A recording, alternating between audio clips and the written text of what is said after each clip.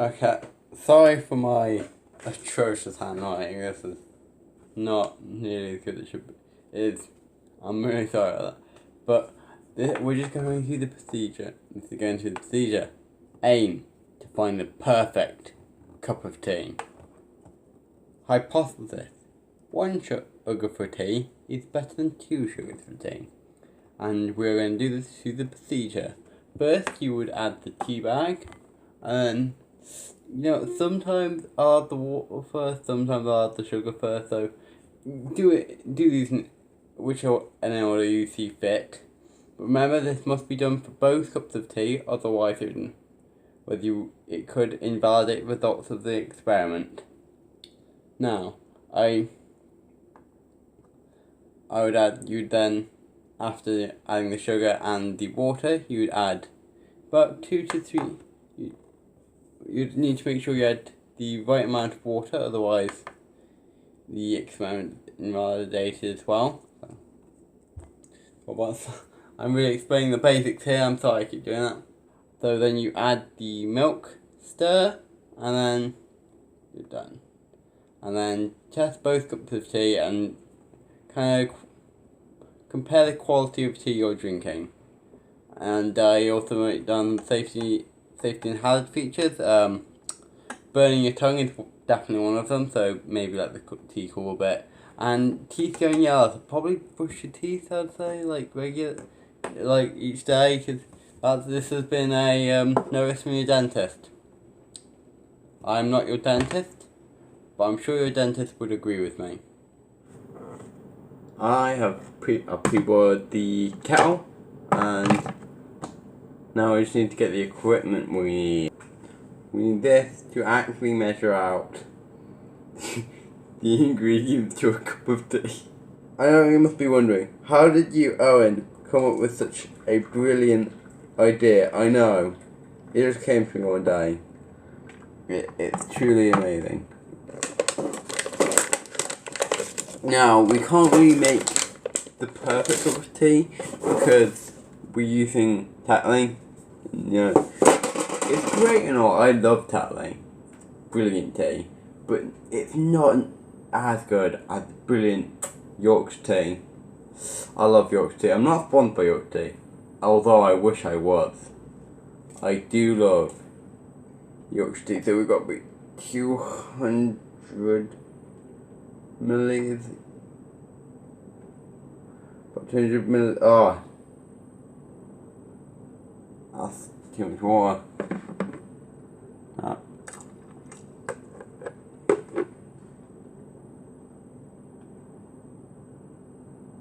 There we go. So we've got 200 ml of water in each. The only problem with this is that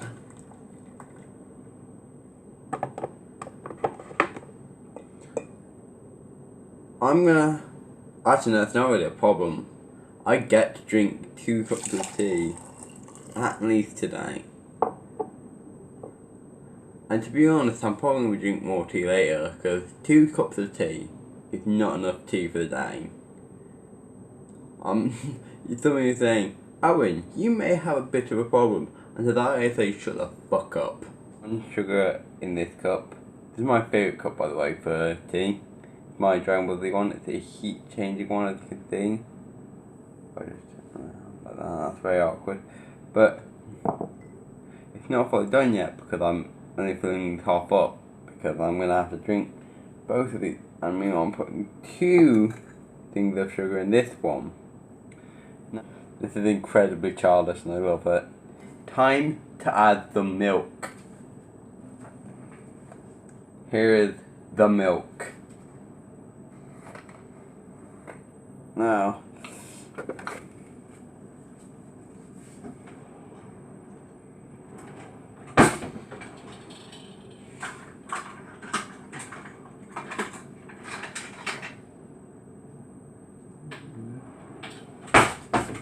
Now, I'm just testing how much, because I kind of know about how the tea I like should be.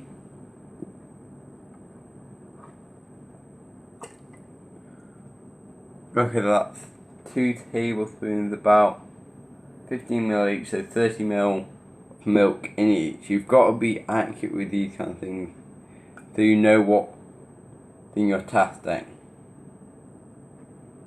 Now I probably should have taken into consideration the volume of the cups themselves and how that might affect the way stuff interacts. But really delving that far in just to make a cup of tea is a bit pointless, really.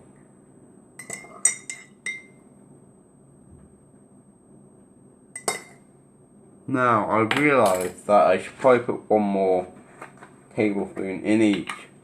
Now we've got to make sure it's the same amount of milk in each, otherwise what we're testing will become inaccurate.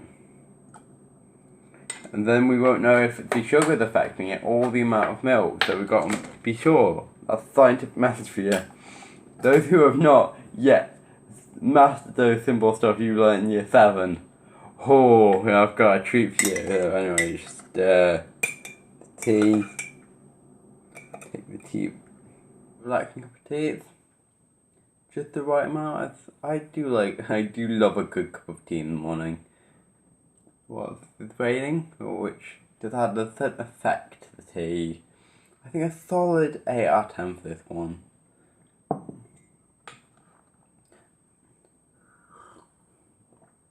Oh, I can definitely taste the difference in sweetness. Oddly enough, yes. 2 spoons of sugar is sweeter than 1 spoon of sugar.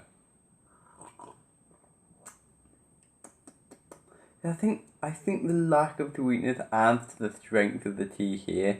But at the same time, if I'm in the mood, I might drink a 2 teaspoon sugar. That's quite a nice range of sweetness, but this is a solid cup of tea now. What I drink not on the regular, because I drink Yorkshire tea again, but I'm not my dad. But we have Tetley. Tetley is nice and all. It's really nice, definitely. But not as nice as Yorkshire tea. This is not a Yorkshire tea ad, but I just really like Yorkshire tea. So yeah, maybe if I'm in a mood, I'll drink the 2 teaspoon one, but both are quite nice, and I know this one's healthier for me. And this one here. You can taste the leaves. Well, this one's quite sweet, but the sweetness can also take away from the thing. See, I wouldn't go above this. This is just a bit too sweet for me, so I wouldn't drink this on the regular, but it's still quite nice. I would never go 3 or above. People who go like 4, 5, 6, they need to be wound up and taken somewhere. I'm serious. They're just wrong. And as for the people who don't think Yorkshire tea is the best kind of tea, well, they're heretics and need to be burnt alive. Same with the 4, 5, 6 of sugar. You just put way too much sugar in your tea. Actually, nah, that's fair enough. If you like your tea sweet, I shouldn't judge you. We all like our tea different, but we all like tea. That's a great metaphor for life. I mean, so what if you like your tea with a bit too 4 or 5 sugars? I ain't judging. I like my tea with 1 or 2. Okay, I rated the 1 sugar a 8 out of 10, meanwhile the 2 sugars a 7.5 out of 10. I think I said during the process I did find the second 2 tea sugar slightly too sweet, and it kind of overpowered the tea. At the same time, I probably would drink it occasionally, not too often though, because it, got to control the sweet tooth, and plus 1 sugar is probably healthy if you're in tea. So now that 1 sugar was a better tea, in my opinion. Which is part of the problem. This is a very biased test and quite subjective. So if you want to do this test, you probably want to do it in a group of friends. I don't have any friends, which can be a bit of a problem. I should probably go get some friends. Yeah, if I was reconducting this test, I'd probably do it in a group and get multiple people to rate each team, giving me a broader result, or allowing me to better cross-reference it. I'm not sure what the words are, but to get better and more accurate results, basically. I'm sure many of you were screaming at me during that process. I put the water before the sugar. I can only apologize so much. I'm ashamed of myself, to be honest. So anyway, this was the first test of how to find the perfect cup of tea. Our aim, once again, is to find the perfect cup of tea. We know, and it is possible. This hypothesis, though, is non-directional, and it's that milk has a significant effect on the quality. The amount of milk has a significant effect on the quality of the tea. Our procedure is, I realised what I did wrong in my procedure last time, and because I'm doing a different test, I can technically change my procedure. So it's bag of tea first. I'm using Tetley for this experiment, although we probably should use Yorkshire tea if we are trying to find the perfect cup of tea. I mean, Yorkshire tea is the best tea. We all know that to be true, but any tea is good. I mean, any tea, really. But Yorkshire tea is the best. So, then we put the sugar in, only one spoon of sugar, and we got to make sure it's approximately the same amount of sugar. That's not damage the accuracy of the test.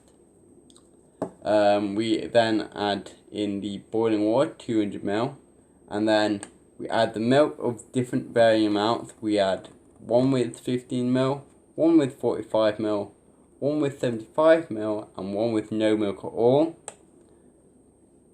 And safety, if you're lactose intolerant, I wouldn't recommend doing this test. Probably shouldn't. Unless you're taking your stuff for it, then it's perfectly fine. So, on to the procedure.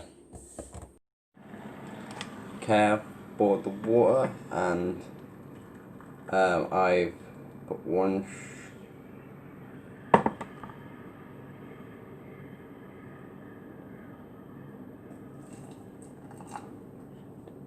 I've put one sugar and a tea bag into each.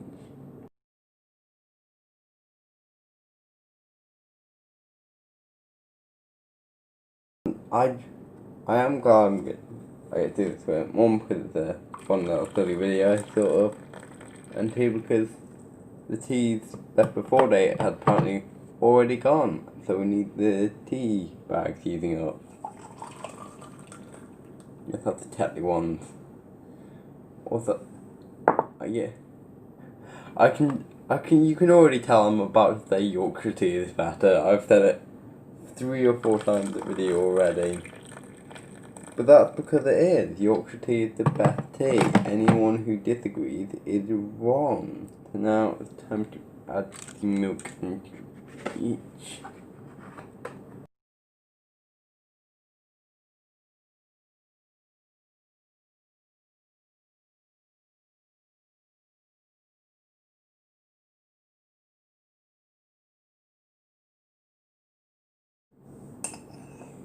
Now I'm going to stir each. The first thing I notice is the fact that is just, I'm not sure. That was already green, but it's showing barely any effect. So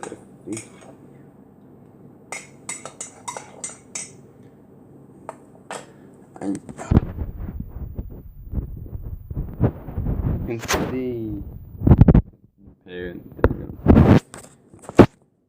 so first one I'm going to try is the no milk one.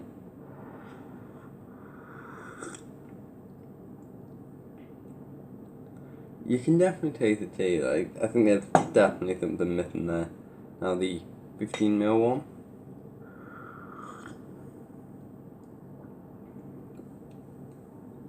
Again, why? There's not much difference between the 0 and the 15.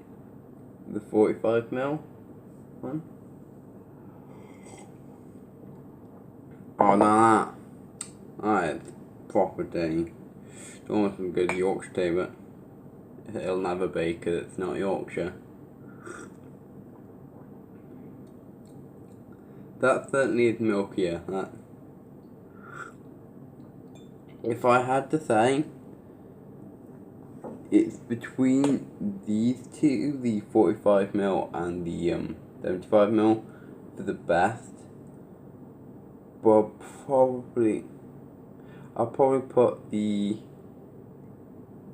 45ml just slightly ahead because it's, once again, probably healthier for you to not have too much milk in tea. Secondly, it tastes just the right perfect tea. I love tea. That's one thing. Alternate title of this video, I love tea. So yeah, that is the best. That's probably second place. Now it's between the 15ml and the no milk at all. That's not nearly as nice as. Yeah, that's the 15ml third and the 0 milk. So cool. So that is my ranking of them. I'm not really going to score them because it's like very difficult because like this may not I don't think it's a significant difference. Like I think the only significant if you're adding milk, but the amount of milk doesn't seem to make a significant difference. But that is for the findings.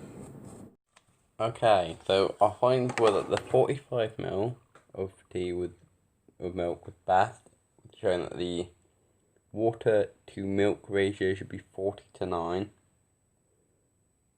because it's 200 to 45 and divided by 5. Yeah, you can do simple maths. That's very demeaning, I'm sorry. No milk was the worst, which you could say, like, some of the results argued for a positive correlation with the amount of milk and quality, but then again, it dipped again at 75, so we couldn't confirm that to be true, and plus correlation is not always causation. However, I did notice that the amount of milk itself made very little difference, which disproves our hypothesis, which is okay in science, because sometimes you disprove your hypothesis and you've learned something. That's the whole point of scientific method. It's not about proving your hypothesis, it's about learning what's right.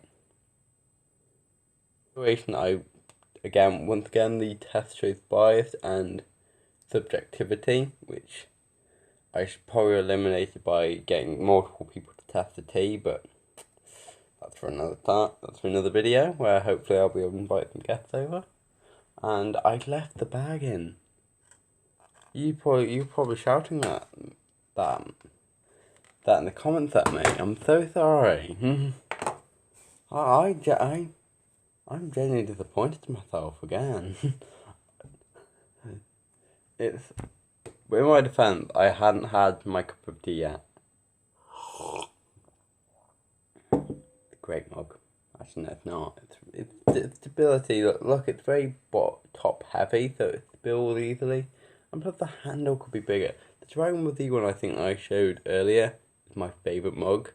One, it's a heat changing mug, which is awesome. Two, got big handle, and plus it's like straight all the way down, so it's unlikely to spill. I once had it. I wasn't having a cup of tea in bed, and I just placed it in my bed just for some reason. I think my brain without it. Just I was holding it carefully in the bed and going. I took my hand away for a brief second. I was like, oh no, and it was just standing there perfectly still on the bed, not spilling, which shows a good mug when you see one. Yeah, that is the end of the video. Hopefully there might be a part 2 coming out, and if you can think of any other things, any other way that we can find the perfect cup of tea, please comment in the section down below, and don't forget to drink more tea, and hail the Queen. Thank you for watching, and I hope you enjoyed.